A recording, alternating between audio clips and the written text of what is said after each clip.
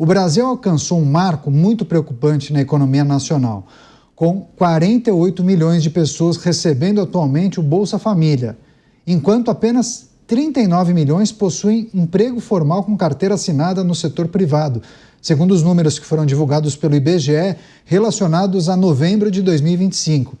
Esse dado evidencia uma inversão alarmante, onde a expansão dos programas sociais ocorre em um ritmo superior ao da geração de vagas de trabalho. Diante desse cenário, o governo tem buscado ampliar a arrecadação para sustentar justamente esses custos crescentes no sistema, apostando principalmente no aumento ou criação de novas taxas, novos impostos. Economistas alertam para um ciclo negativo de mais tributos que acabam desestimulando a formalização e o crescimento econômico, que por sua vez faz aumentar a dependência de auxílios pagos pelo Estado. Começar essa rodada com o Diego Tavares. Diego, por que esses números são tão preocupantes e quais são as consequências desse cenário? Talvez a gente entre em um ciclo em que a gente não consegue sair? Exatamente, Caniato. A consequência, basta nós olharmos para o que aconteceu com a Argentina, basta nós olharmos para o que aconteceu com a própria Venezuela. Um país, para crescer, precisa ter a sua força de trabalho sendo cada vez mais produtiva, precisa qualificar cada vez mais a sua força de trabalho, precisa gerar emprego, precisa criar indústria. Aqui no Brasil, nós fazemos totalmente o contrário. Pega a pessoa que é mais pobre, ao invés de qualificá-la, ao invés de induzi-la à busca do emprego, nós penduramos ela no braço assistencial do Estado e deixa ela lá recebendo seu benefício. Assim o voto vem de forma mais simples quando as eleições chegam. Nós temos um dado de 2023, no qual estima-se que cerca de 34 bilhões de reais são pagos indevidamente a beneficiários do Bolsa Família. São cerca de 37 milhões de indivíduos recebendo indevidamente o benefício. Então, existe aqui uma grande festa. O Bolsa Família, embora necessário, um programa, inclusive, com origens, que tem origens liberais, tem origem na teoria do imposto de renda negativo, lá da escola de Chicago, enfim, a maior escola de economia liberal do mundo, mas mesmo assim, aqui no Brasil, está sendo muito mal utilizado. É um programa necessário, é fundamental, porque nós somos um país pobre, mas de toda sorte está sendo utilizado unicamente com fins eleitorais. Então, há uma necessidade, de um lado, de revisão dos critérios do programa Bolsa Família, inclusive e principalmente do critério que impede que a pessoa permaneça recebendo benefício caso conquiste um emprego formal, e de outro lado nós precisamos trabalhar o nosso mercado de trabalho. O Estado precisa facilitar a vida do empreendedor. Nós somos um ambiente tóxico para o empreendedorismo. Aqui no Brasil, no ano de 2023 ou 2024, salvo engano, nós tivemos 4 empresas fechando por minuto. É a maior chacina de CNPJs do mundo acontecendo aqui no nosso país. Então nós precisamos inverter essa lógica. O Brasil precisa ser mais produtivo, precisa criar mais empregos, precisa facilitar a vida do empreendedor, facilitar a vida da iniciativa privada para conseguir inverter essa pirâmide. É muito importante que nós cuidemos das pessoas mais pobres, de quem não tem, infelizmente, condição de subsistir aqui no Brasil. Mas também nós não podemos sacrificar todo o país às custas desses benefícios sociais. E esse cenário cria uma relação de dependência da base de beneficiários com o governo de ocasião, né, Dávila? E aquele governo acaba se perpetuando porque tem um apoio daquela base de beneficiários, né? Estamos falando de 39 milhões de pessoas, de pessoas que têm os seus familiares, né? Então, imagine o volume total de pessoas, né? Esses números, Caniato, 39 milhões de pessoas em vagas formais, 48 milhões que recebem benefício, mostra a mentira do pleno emprego no Brasil. A mentira do pleno emprego. Por que é mentira? Eu vou explicar para você. O Brasil tem uma estatística, como sempre, é o somebody love para inventar um número para dizer que o emprego é pleno no Brasil. Esse número é o seguinte: você pergunta para uma pessoa desempregada se ela está procurando emprego ou não. Aí, se ela diz que ela não está mais procurando emprego, é o tal do desalento. Essa pessoa está fora da estatística. E por que o desalento cresceu? Porque está todo mundo recebendo benefício. E esse benefício, corrigido pelo valor do salário mínimo, acima da inflação. Ele fala, eu não estou mais procurando emprego, não. Por quê? Porque ele está recebendo esse benefício e está na economia informal. O Brasil tem a economia informal com pejotização muito maior do que o número de pessoas com carteira assinada. E agora tem um terceiro número, que é as pessoas recebendo benefício acima daqueles de carteira assinada. Isso mostra a farsa, a mentira do tal do pleno emprego que o governo tanto gosta de falar. Segundo ponto importante, o Brasil é recordista mundial em judicialização trabalhista. Hoje nós temos quase 11 milhões de processos trabalhistas na justiça brasileira. Isso mostra, mais uma vez, como as instituições são capturadas por interesses corporativistas, como é o caso da justiça trabalhista. A justiça trabalhista, vários juízes da justiça trabalhista não respeitam a reforma trabalhista aprovada pelo Congresso Nacional. Reforma esta que flexibilizou as leis trabalhistas, criou banco de horas, permitiu maior acordo entre trabalhador e empregador, é o famoso contrato vale acima do legislado. Isso, o negociado acima do legislado, tudo isso vem sendo destruído na justiça trabalhista. Ou seja, o Brasil vem hoje com o maior número de processos trabalhistas, com uma justiça capturada pelo corporativismo, com uma estatística completamente equivocada, como mostram os números das pessoas na informalidade, das pessoas com pejotização e das pessoas recebendo benefício social. Um dado preocupante: o Brasil tem mais pessoas no Bolsa Família do que registrados no mercado formal de trabalho pelo CLT, né? Mota, queria que você discorresse sobre esse dado que foi divulgado há pouco, mas se refere ao mês de novembro, mas que indica um problema que a gente tem analisado aqui há bastante tempo, né? É um problema, Caniato, que vem das ideias. E eu queria ler aqui uma postagem do X, foi feita por um economista venezuelano ontem, e que resume muito bem isso. Ele diz o seguinte: a prosperidade não vem do petróleo, de decretos ou mesmo de governantes benevolentes. Ela vem dos direitos. Os direitos criam propriedade privada. Os direitos criam segurança. Os direitos criam debate. Os direitos permitem que as pessoas invistam, inovem, sonhem e transformem a realidade. Retire os direitos e a sociedade definha. Restaure-os e a recuperação é possível. Está aqui nessas poucas linhas o diagnóstico da Venezuela e do Brasil.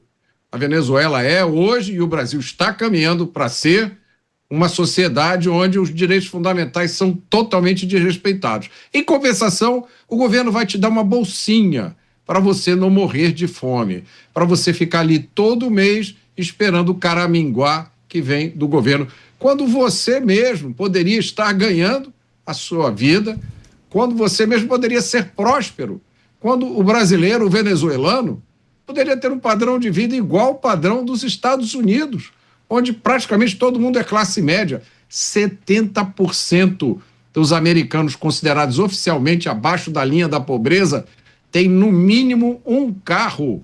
Isso foi uma das coisas que me chocou quando eu fui a primeira vez aos Estados Unidos, que me mostraram os lugares onde moravam os pobres. E uma das primeiras coisas que eu reparei foi, poxa, essas casas aqui são casas de classe média para alta no Brasil. E todo mundo tem carro. Que pobreza é essa? Então tem um conceito de pobreza que é relativo e um conceito de pobreza que é absoluto. Agora, aqui no Brasil, criou-se essa noção de que a verdadeira independência e realização das pessoas está em receber um caraminguá do Estado.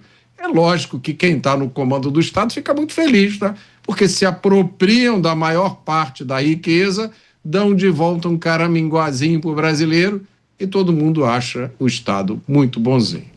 Agora, como é que a economia para em pé dessa forma, hein, Diego? Como é que a gente vai falar em aumento do investimento para a infraestrutura, se a base de beneficiários de programas como o Bolsa Família só aumenta? E para bancar essa estrutura é preciso criar novos impostos. Enfim, eu me lembro que discussões que fizemos em programas passados, a gente falava sobre a avaliação da eficiência de um programa social, né? Você tem que olhar para a porta de saída, né? Não o tempo de permanência da pessoa. Se ficar muito tempo, já não deu certo, né?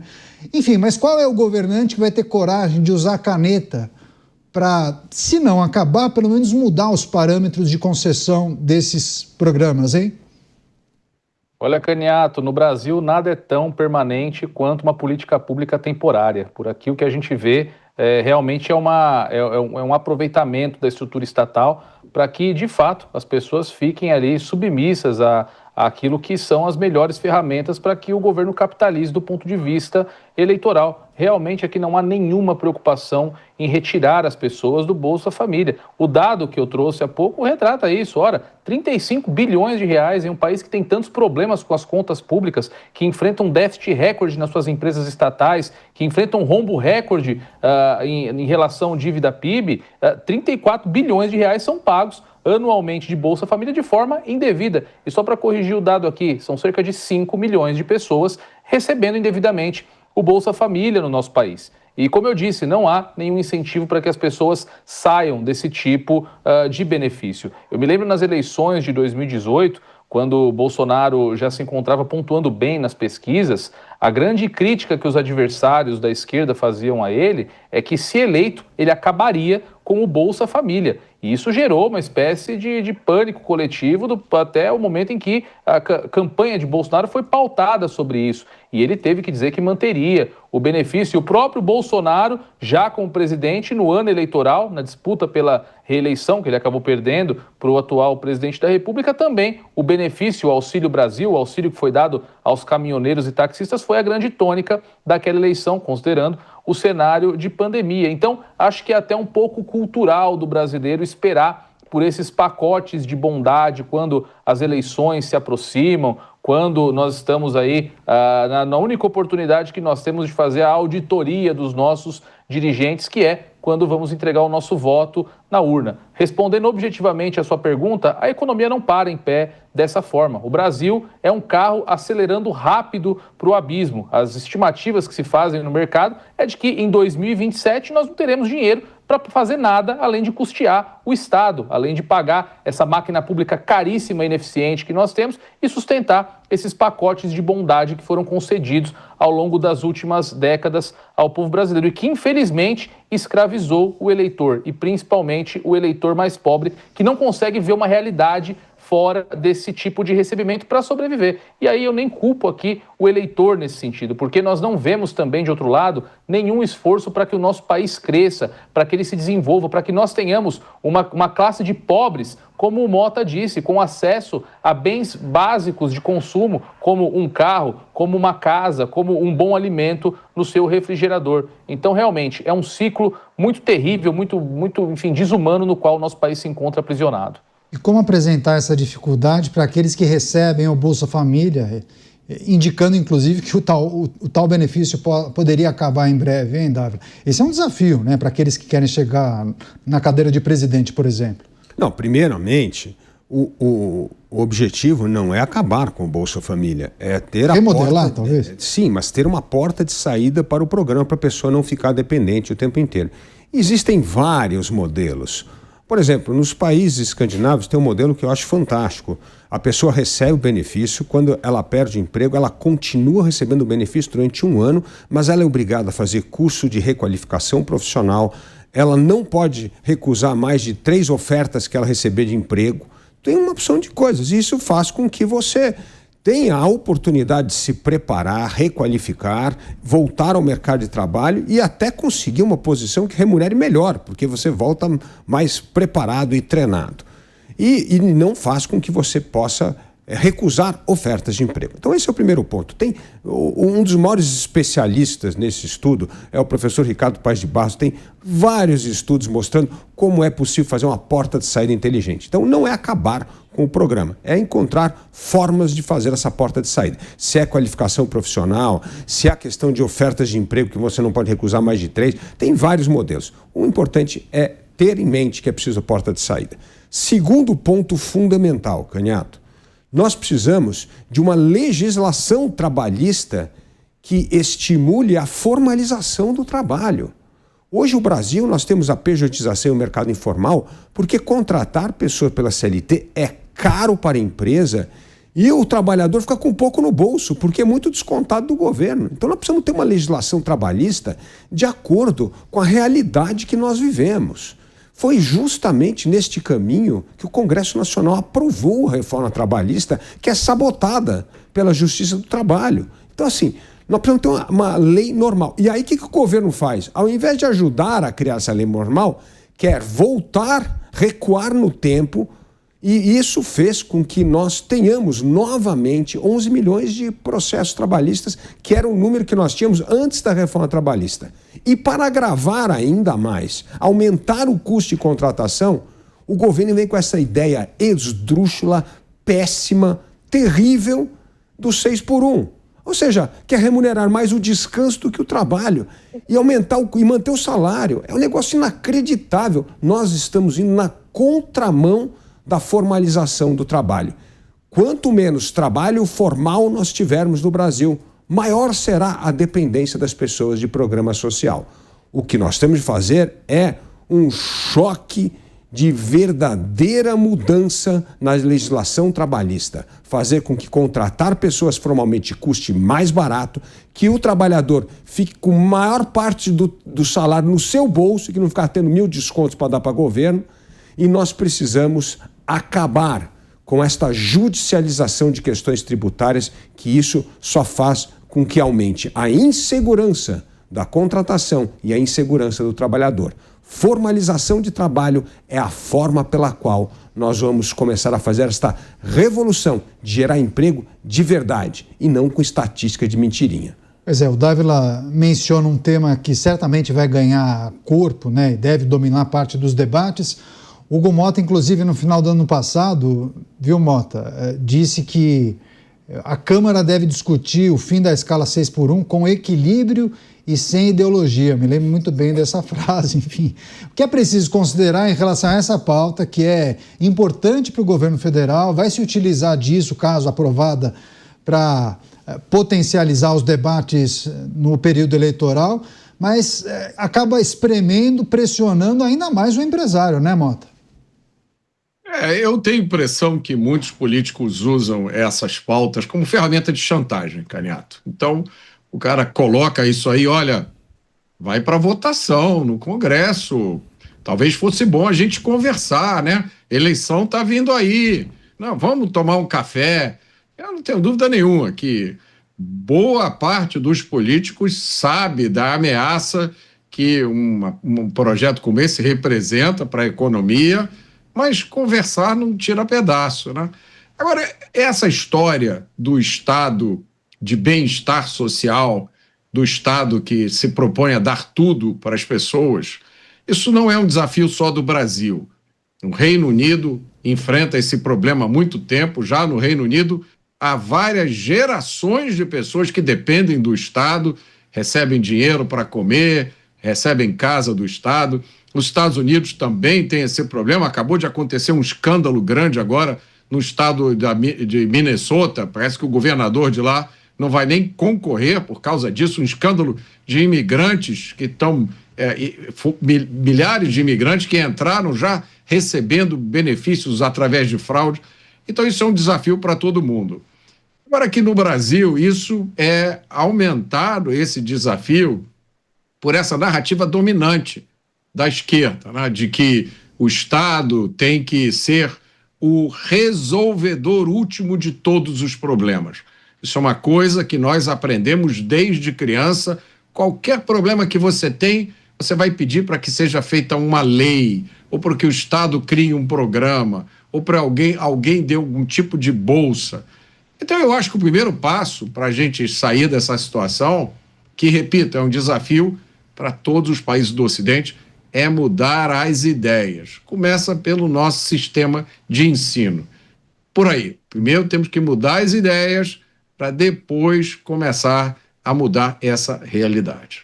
Pois é, esse é um tema importante para a gente debater, analisar, e essa discussão em torno do fim da escala 6x1, muito em breve será retomado na Câmara dos Deputados. Hugo Mota, que é o presidente da Câmara, ele falou que quer tratar dessa questão, discutir com os muitos deputados de maneira serena, de forma equilibrada e sem ideologia. Enfim, a gente vai seguir acompanhando isso. Deixa eu só me despedir de parte da rede que ficará agora com a sua programação local. Só para a gente fechar essa discussão, vou passar para o Diego Tavares também trazer sua impressão sobre o fim da escala 6x1, esse debate que deve acontecer na retomada dos trabalhos lá na Câmara. Diego. Canhato, o Brasil já assistiu essa novela. Quem aqui não se lembra da PEC 72 de 2013, que ficou conhecida como a PEC das domésticas? Foi vendida às empregadas domésticas de todo o Brasil como uma grande solução dos problemas. A partir de agora, vocês terão muito mais direitos, terão acesso a uma cartilha de vantagens frente ao empregador, esse malvadão que, a despeito de pagar o seu salário, é alguém que te oprime, que te achaca, que rouba a sua força de trabalho em benefício próprio. O resultado da PEC das domésticas, 13 anos depois, olha, até um número muito curioso, é maior informalidade entre empregadas domésticas, mais empregadas domésticas com menos direitos no mercado. O fim da escala 6x1 é a mesma coisa. Vendem uma vantagem, vendem que o trabalhador terá mais tempo para o seu descanso. Eu me pergunto, num país pobre como o Brasil, um trabalhador que passe a ter 2 dias de folga na sua semana, o que ele vai fazer? Vai arrumar um bico, vai arrumar um trabalho informal, vai complementar a sua renda. Então, na verdade, o fim da escala 6x1 é o nascimento da escala 7x0, porque ninguém que está em situação de pobreza vai ficar em casa, ou sequer tem a possibilidade de fazer outra coisa se não ficar em casa, porque com aquilo que ganha, ou até mesmo que deixará de ganhar, porque não dificilmente nós teremos aumento do desemprego com a proibição da escala 6x1. Não vai ter como fazer nada, porque tem uma renda muito baixa. Então, é mais uma vez um tema muito importante, um tema que tem que ser discutido, porque a vida de quem trabalha na escala 6x1 não é uma vida confortável, mas está sendo discutido no Brasil com muita hipocrisia, sem qualquer tipo de, sem qualquer tipo de seriedade no debate.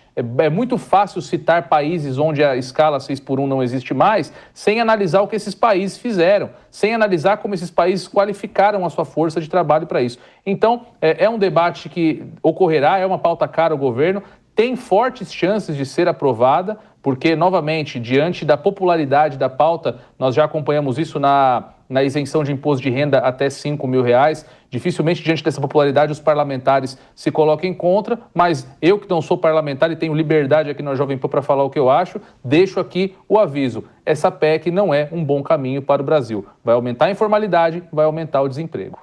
Pois é, antes de passar para o Dávila, só para a gente fechar essa discussão, eu quero convidar você que nos acompanha a participar da enquete do dia. A gente trata da questão que envolve o acidente sofrido por Jair Bolsonaro. Ele caiu na cela da Superintendência da Polícia Federal, teve um leve traumatismo craniano e há uma discussão sobre a possibilidade de concessão ou não de prisão domiciliar. Mudança de regime de fechado para domiciliar. Vote em jovempan.com.br e também no YouTube de Os Pingos nos Is. Eu conto com você, com a sua participação. Deixa eu receber a rede Jovem Pan, todos conectados aqui em Os Pingos nos Is. Dávila, só para a gente encerrar essa discussão, não parece um pouco... não beira a arrogância quando o Estado faz a avaliação de que o trabalhador precisa de 48 horas para descansar, ele determinando o quanto você deveria descansar, sendo que cada um poderia administrar a sua maneira, a maneira como o esquema de trabalho que ele entende como sendo o melhor. Os uberistas, por vezes, trabalham 7 de 7, né? Trabalham direto, sem parar, porque eles querem, né? Porque ele quer acumular um dinheiro, comprar um carro, ou sei lá, vai entrar um empreendimento. É o Estado que tem que determinar quanto você vai trabalhar? Lógico que não. Tanto que a reforma trabalhista, Canhato, permitiu justamente o acordado sobre o legislado, permitiu criar banco de horas, permitiu essa flexibilização para cada tipo de trabalho, você poder fazer um acordo diferente. Você imagina o sujeito na safra, tem que trabalhar dia e noite, aproveitar o tempo. Agora não pode. Não, olha, deu 5 horas, vamos parar. E aí você vai perder a colheita. Não existe. Cada serviço, como você bem colocou, o Uber, tem um sistema de trabalho diferente de alguém que trabalha numa fábrica. Então, assim, por isso que houve a flexibilização. O problema, Canhato, é que esta justiça do trabalho, não é a justiça do trabalho em torno, mas vários juízes do trabalho estão canetando, dizendo assim, não, isto não é bom para você, trabalhador, então vamos voltar ao modelo antigo. Mas isso é que é arrogância do Estado. O Estado está dizendo que não é bom. O trabalhador fechou um acordo, criou o banco de horas, criou o acordado sobre o legislado e está lá o juiz dizendo que isso não vale, que ele não aceita. É um absurdo isso. É o Estado intrometendo numa relação particular entre trabalhador e empregador. Tem que acabar com isso. E esse negócio do 6 em 1, Canhato, vai ser uma bomba relógio. O professor José Pastore, que é o maior conhecedor, estudioso da legislação trabalhista, diz que ela traz dois enormes problemas. Primeiro, o Brasil vai ser o primeiro país no mundo que vai remunerar mais o descanso do que o trabalho. É uma beleza isso, né? Segundo ponto, vai quebrar o setor público, porque vai exigir mais contratação, porque vai exigir mais gasto público para contratar mais pessoas para o funcionalismo público, que, como bem disse aqui, lembrou o Diego, nós já estamos com uma conta que em 2027 todo o imposto arrecadado, 100% do imposto arrecadado vai ser utilizado para pagar contas do governo, com despesa com pessoal, máquina pública, benefícios e aposentadoria. Este é o projeto para jogar o Brasil de vez no precipício. Pois é, e há especialistas que analisam que os salários poderão cair. Como o empregador não pode diminuir o salário, teria que mandar embora o seu time e contratar um novo time com salário mais baixo. Olha só que loucura, né? Porque imagina que ele tenha 10 que ganham 1.000 e todos trabalham 6 vezes por semana. Aí ele vai precisar, em tese, é só um exemplo, mandar todos embora, contratar 12 ganhando 800. Então, há uma possibilidade de achatar os salários de muitas empresas que vão fazer as contas, né? O que é possível fazer a partir de agora para respeitar essa legislação? Mota, só para a gente encerrar, quando a gente fala muito de liberdade, né, que muitos entendem que é preciso lutar pela liberdade, a gente não está falando somente de liberdade em relação ao que você pode falar, se expressar, postar nas redes sociais. É a liberdade também de escolher, né? Como eu vou organizar minha vida, né? O horário de trabalho, quantos empregos eu vou ter. É disso que se trata também, né, Mota? É disso que se trata, Canhato.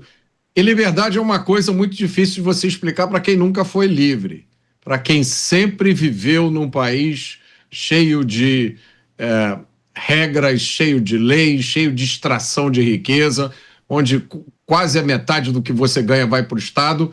É muito difícil você explicar.